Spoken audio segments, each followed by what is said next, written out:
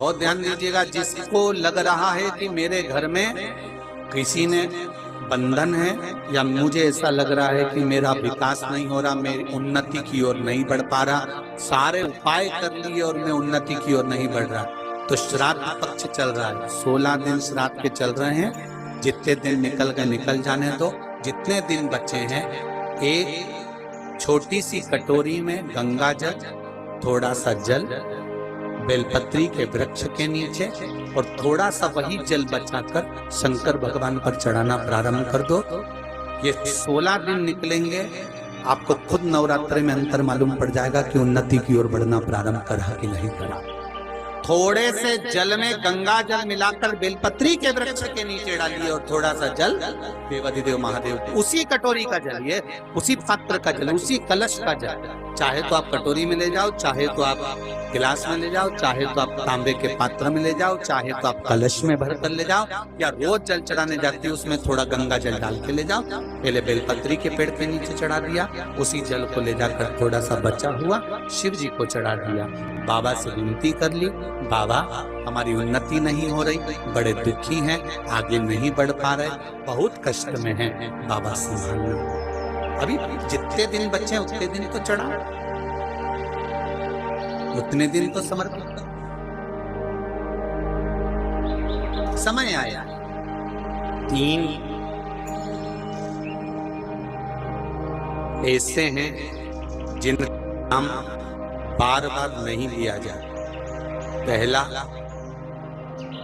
एक सौभाग्यवती नारी अर्धांगिनी पत्नी अपने पति का नाम बार बार अगर लेती है तो तिल भर उसकी उम्र घटती है और उसके शरीर में रोग प्रारंभ होता है। गर्ग संहिता में वर्णन। दूसरा, घर की मां ज्येष्ठ पुत्र का नाम बार बार लेती है तो वो ज्येष्ठ पुत्र को जीवन में दुख बहुत झेलना पड़ता है। ज्येष्ठ पुत्र घर का बड़ा पुत्र।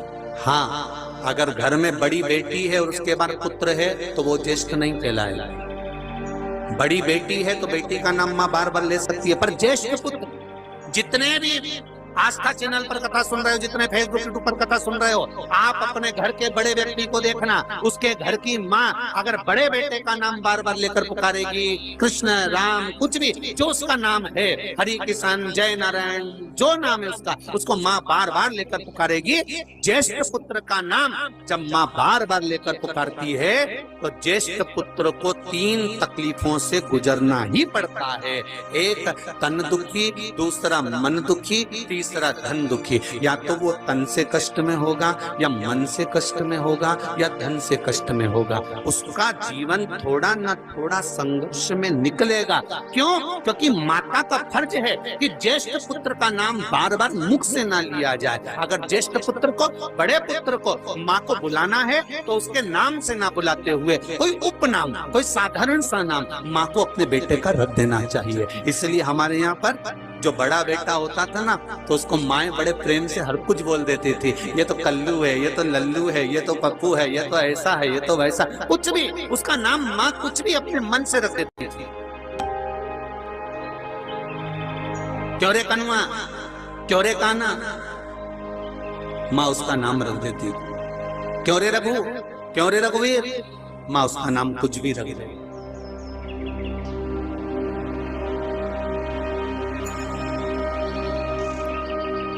पहला, सौभाग्यवती नारी अपने पति का नाम लेती है, तिल भर उम्र घटती। दूसरा, माँ अपने ज्येष्ठ पुत्र का नाम बार बार ना ले, उसका नाम परिवर्तित कर दे। ये मेरा लाला है, नाम कुछ भी हो, ये लाला है, ये कान्हा है, उसका नाम चेंज कर दे, बदल। बोलते समय बार बार अगर ज्येष्ठ पुत्र का आप भी देखना, ये शास्त्रों के जो सुख हैं आप अपने घर में देख सकते हैं। आप अपने घर में अनुभव करना, जो घर का बड़ा बेटा है और माँ उसका नाम, जो उसका नाम है उसी को माँ बार बार लेकर पुकारती है, तो जो बड़ का घर का बड़ा बेटा होता है, ज्येष्ठ पुत्र होता है, उसको थोड़ा ना थोड़ा कष्ट सहन करना ही पड़ता है। तीसरे नंबर पर गुरु का नाम।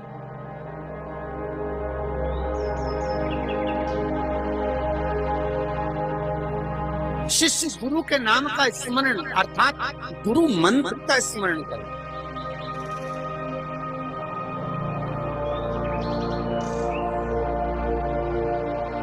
बार बार आप बोल सकते हो ये हमारे गुरुजी हैं, ये हमारे गुरुजी हैं, साहब वो अशोक नगर में रहते हैं, साहब वो गुना में रहते हैं, साहब वो शिवपुरी में रहते हैं, साहब वो वहां रहते हैं। आप कह सकते हो ये हमारे गुरुजी, उस मठ में रहते हैं, वो हमारे गुरुजी हैं। आदमी पहचान जाएगा। क्या नाम लेना गुरु का जरूरी है कि वो कमलकांत जी? जिस बालक बालिका का जॉब नहीं लग रहा हो, सर्विस नहीं लग रही हो, नौकरी नहीं लग रही हो, जगह जगह पहले करते थे जॉब अब छूट गई, 2 साल हो गए, 3 साल हो गए, सर्विस नहीं लग रही हो, बहुत प्रयास कर लिया हो, बहुत प्रयास, तो महाराज काली तिल्ली को पीस कर उसको जल के पात्र में डालकर अपने घर के मटका परिंडा पितरों का जो स्थान होता है, जलाशय होता है, उसके पास में एक पात्र में रख दीजिए। बेलपत्री या बट का पेड़ या पीपल का पेड़, इस वृक्ष के नीचे एक रात्रि तक रखे रहने के बाद में दूसरे दिन अपनी कामना कर जिनका जॉब नहीं लग रहा, सर्विस नहीं लग रही, नौकरी नहीं लग रही या कहीं उलझने उत्पन्न हो रही है, उस व्यक्ति को हाथ में ले जाकर उस पात्र का जल, 3 वृक्ष पितरों के तुल्य हैं। कल की कथा में कहा था, पहला बेलपत्री का, दूसरा पीपल का, तीसरा बड का, ये 3 पितरों के तुल्य। इन 3 में से किसी भी वृक्ष के नीचे उस काली तिल के जल को समर्पित कर दीजिए। महाराज बाबा चाहेगा, भोलेनाथ जी चाहेगा तो 3 महीने में कहीं ना कहीं योग बना ही देगा। ये बाबा पर विश्वास रख, शंकर भगवान पर भरोसा विश्वास करेंगे। शिव महापुराण की कथा कहती है, जीवात्मा अगर श्राद्ध पक्ष में श्राद्ध का भोजन पितरों को नहीं मिलता तो वो पितृ लोक में जाते हैं, भूखे रहते हैं। जो दूसरे पितर खा खा कर आते हैं, साल भर उनकी जो राल पकती है, हमारे पितर उस राल को चाट चाट कर अपना पेट भरते हैं। इसी को पितृ दोष कहते हैं, बद्दुआ देते हैं, इसको पितृ दोष कहा जाता है। अरे सोना भी तो है, माँ अपने बेटे को देखती है, लालसा करती है, मैंने इतना दिया है बाबा थे। बाप अपने पुत्र को देखता है, हम एक दिन आते हैं रे, थोड़ा सा दे सकते हो। माता पिता श्राद्ध पक्ष में दरवाजे पर आकर खड़े होते हैं, इंतजार करते हैं, बड़ी बहू भोजन दे देगी, छोटी दे देगी, मंजरी दे देगी। बड़ा बेटा, छोटा बेटा, मंजला संजला कोई दे देगा, मिलता है नहीं।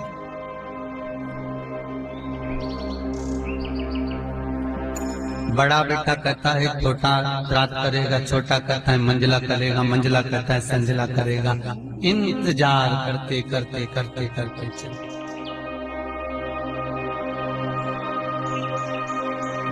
कोई कुछ मिलेगा, निवेदन कुछ नहीं तो स्माइल दे दो, पर दो, प्रसन्नता दे दो, पर दो। कई लोग कहते हैं गुरुजी हमारे पास देने के लिए कुछ भी नहीं, हम हमारे पूर्वजों को क्या, मत दो ना, स्माइल तो दे सकते हो।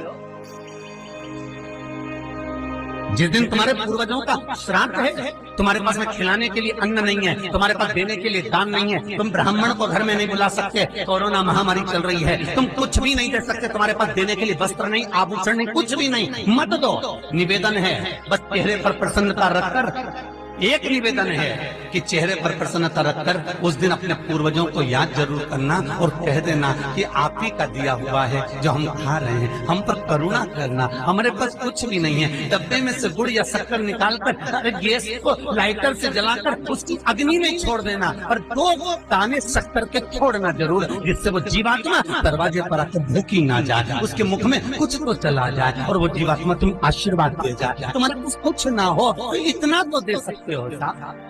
स्माइल तो दे सकते हो, प्रसन्नता तो दे सकते हो, मीठी वाणी तो दे सकते हो, अपने पूर्वजों को याद कर सकते हो, अपने ईश्वर को याद कर सकते हो, जिसने दिया है उसका गुणगान तो गा सकते हो।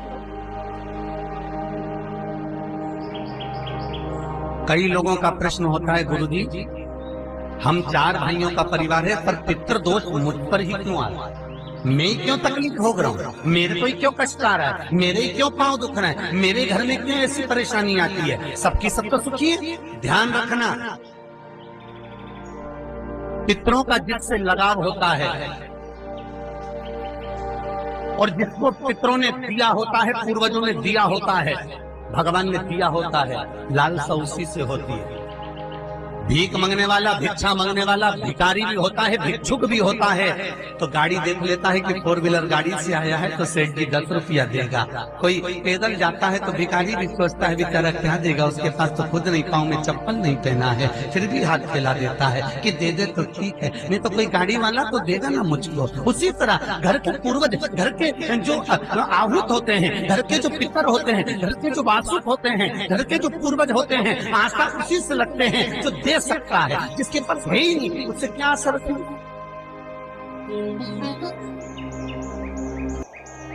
जिसके पास कुछ है ही नहीं उससे आशा रखना क्या?